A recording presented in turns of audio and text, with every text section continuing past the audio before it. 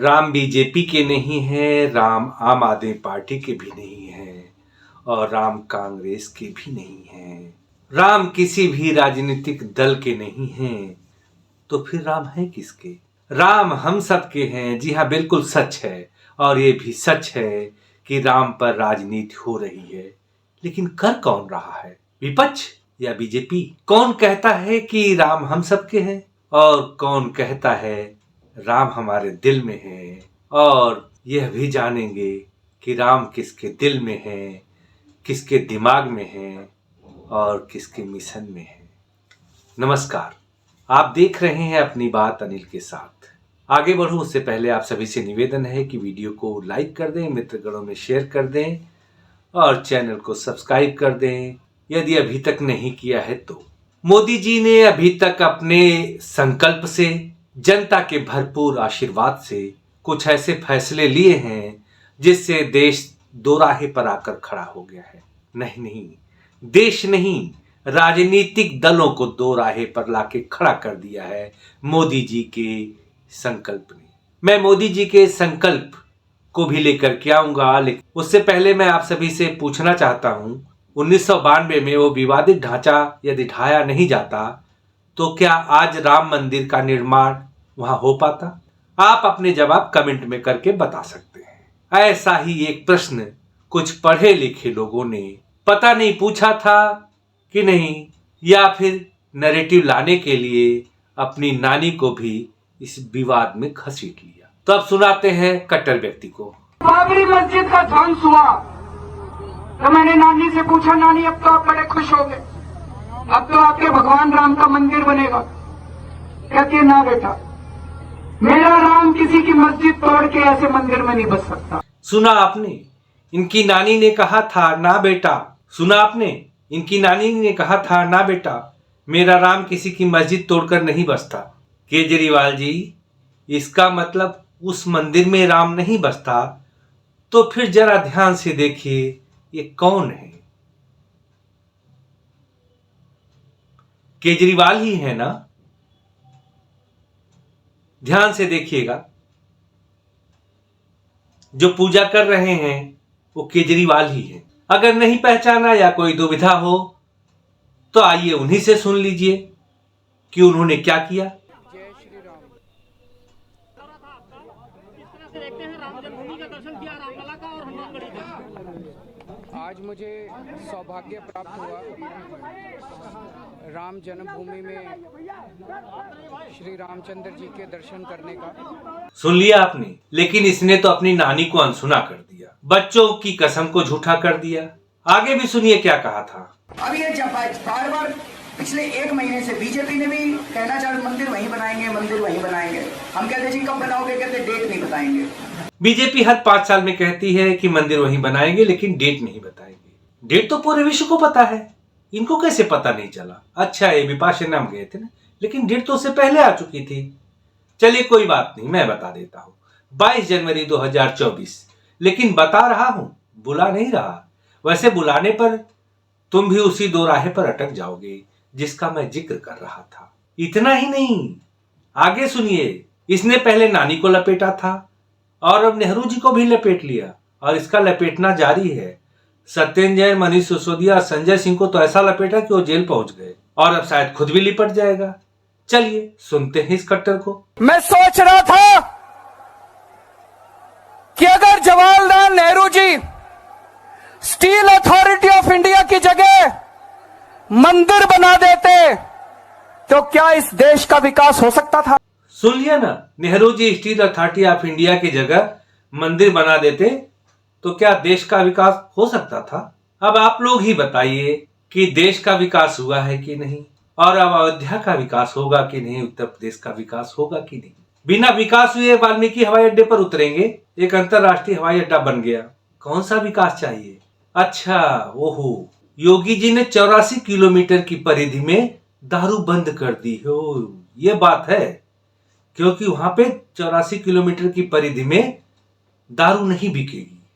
अरे ये तो गड़बड़ हो गई, बिना दारू के तो इसकी पार्टी ना चलती। कल अपनी वीडियो में अयोध्या यूपी के विकास की बात की थी। इस राम मंदिर को कुछ लोग कह रहे हैं कि बीजेपी राजनीति कर रही है, मेरा कहना है कि बीजेपी अपने मिशन को लेकर के चल रही है, लेकिन आप लोग मेरी बात सुनते तो हैं लेकिन मानते नहीं। लेकिन मेरी भी जिद है कि मैं मना कर रहूंगा। तो किसकी बात मानेंगे? अटल जी की बात जब सारे विपक्षी भी मानते हैं तो शायद आप भी मान ही जाएंगे। तो सुनिए अटल जी को और उनके पार्टी के संकल्प को। कि हम राम मंदिर बनाना चाहते हैं, 370 हम खत्म करने की बात कर रहे हैं, हम देश की एकता कैसे कायम रखेंगे? और हम अगर कहते हैं कि नहीं, ये हमारे इस समय के कार्यक्रम में नहीं है, हाँ इस समय का इसलिए कि हमें बहुमत नहीं है। हम संख्या बल के सामने सर झुकाते हैं और आपको विश्वास दिलाते हैं कि जो कार्य हमने अपने हाथ में लिया है वो जब तक राष्ट्र उद्देश्य पूरा नहीं कर लेंगे तब तक विश्राम से नहीं बैठेंगे, तब तक आराम से नहीं बैठेंगे। समर्थन की मजबूर सरकार चला रहे थे अटल बिहारी, रुके थे, झुके नहीं थे। अटल जी ने संसद में कहा था, जो 1996 के बाद यानी 1996 के बाद की बात थी, लेकिन 1989 में मोदी जी ने अटल और आडवाणी के नेतृत्व में रामशिला पूजन के माध्यम से राम मंदिर आंदोलन को जन जन तक पहुंचाया। 1990 में सोमनाथ अयोध्या यात्रा का संचालन किया था। 1991 में दिल्ली में रैली में देख रहे हैं आप बैठे हुए हैं।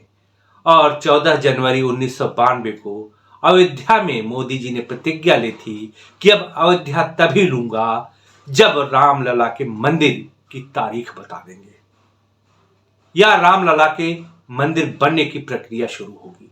1993 में हजारों गांव में 10 करोड़ लोगों को हस्ताक्षर करवाए थे। प्रधानमंत्री बनने के बाद राम मंदिर निर्माण के लिए अथक प्रयास जारी रहा। 5 अगस्त 2020 को रामलला भूमि पूजन करते हुए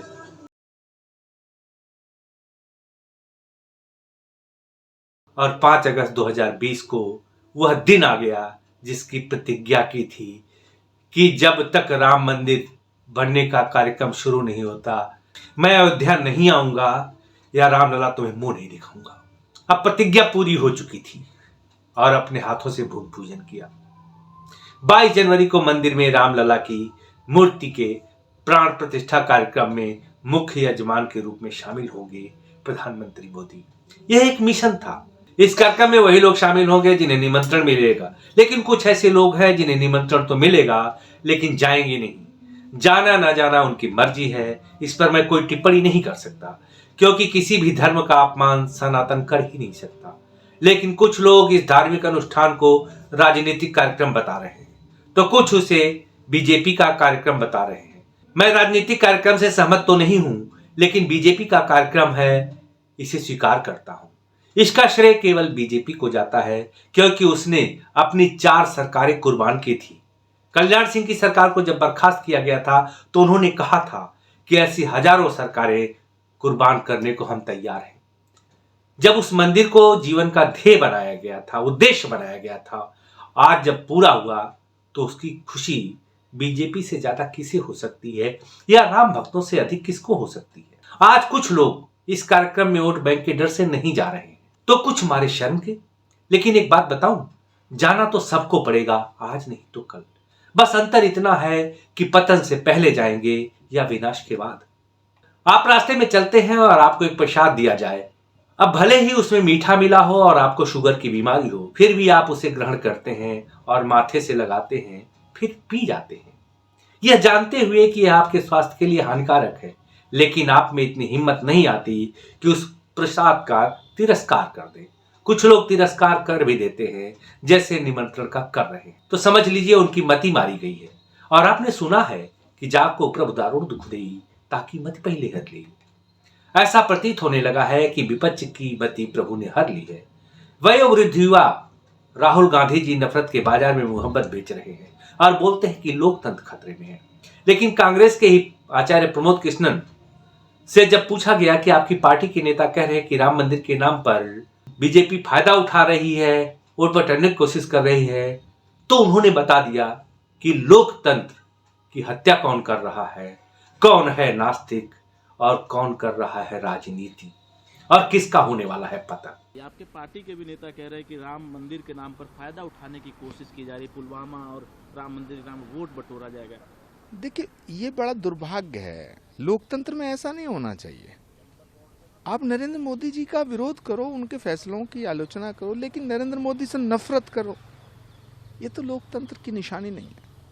कुछ लोग ऐसे हैं जो मोदी से नफरत करने में अपना सत्यानाश कर रहे हैं, और विपक्ष में कुछ नेता ऐसे हैं जिन्होंने अपनी बनी बनाई सरकारों को गिराया है। ये तो सत्यानाश ही है, ये निगेटिव एनर्जी है। लोकतंत्र में निगेटिविटी की गुंजाइश नहीं है, आलोचना की गुंजाइश है, एक स्वस्थ आलोचना। लेकिन ये तो नकारात्मक लोग हैं, ये तो नास्तिक लोग हैं। कुछ जो राम का विरोध करे वो नास्तिक। राम के विरोध करने वाले को तो राजनीति में रहने का अधिकार नहीं। राम का विरोध करे और भारत में राजनीति करे तो भारत की जनता के जनमानस, भारत की जनता को बुरा लगता है। राम के मंदिर का जो ये उद्घाटन हो रहा है, ये तो भारत का उत्सव है। इसमें निगेटिव बातें करना, नकारात्मक बातें करना, द्वेष, ईर्ष्या लाना, ये ठीक नहीं है। ये हमारी संस्कृति नहीं है। दुश्मन के घर में अगर खुशी होती है तो हम खुशी मनाते हैं। ये भारत है। आपको लगता है कि सभी को ये 22 तारीख को जितने लोगों को निमंत्रण भी भेजा जा रहा है, कोशिश करना चाहिए कि, क्योंकि विरोधाभास भी है, तमाम नेताओं की तरफ से प्रतिक्रियाएं भी आ रही है कि हम नहीं जाएंगे। जिन्हें निमंत्रण मिला है उनका परम सौभाग्य है, और जो नहीं जाएंगे ये उनका दुर्भाग्य होगा। आचार्य जी ने बता दिया कि राम के बिना राजनीति में रहने का अधिकार ही नहीं है। जो लोग कहते हैं कि बीजेपी का कार्यक्रम है, उनके मुंह पर करारा तमाचा मारा है आचार्य ने यह कहकर कि यह भारतवर्ष का कार्यक्रम है, जिसको निमंत्रण मिला है उसका सौभाग्य है, और जो नहीं जाता उसका दुर्भाग्य है।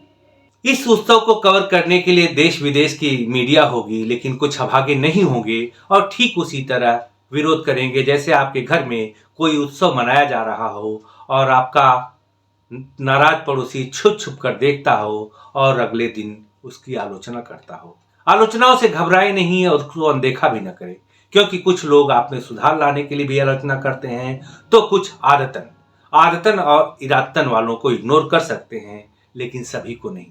फारूक अब्दुल्ला का बयान आया कि राम विश्व के हैं, राम हम सब के हैं।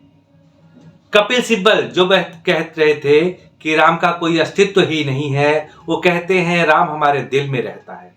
अब इसी में पता चल जाएगा कि किसके दिल में राम रहता है और किसके दिमाग में। जिसके दिल में राम है वो तो जाएगा, कुछ शर्म से तो कुछ मजबूरन, लेकिन जिसके दिमाग में राम है वो केवल यही कहेगा कि ये राजनीतिक खेल है, वोट बटोरने का साधन है, किसी के मिशन को स्वार्थ बता देना, यही अपराध कर रहा है विपक्ष और करता रहेगा। इनके दिमाग में चल रहा है खुरापाती खेल। लेकिन खुरापाती खेल क्यों? कि एक वोट बैंक नाराज हो जाएगा। ये ऐसे लोग होते हैं कि भगवान नाराज हो जाएगा ये नहीं डरते, वोटर नाराज हो जाएगा। और कुछ लोगों ने वोटर क्या, सरकारों को कुर्बान किया। तो ये वीडियो कैसी लगी और कैसा लगा मोदी जी का प्रयास, कमेंट करके अवश्य बताइएगा। वीडियो को लाइक और शेयर कर चुके होंगे, चैनल को सब्सक्राइब पहले कर दिया होगा, तो अभी के लिए इतना ही। मिलते हैं फिर अगले वीडियो में। क्यों नहीं, चलने से पहले जो लोग नया साल मना रहे हैं उनके लिए नव वर्ष की ढेर सारी शुभकामनाएं। नमस्कार, जय हिंद।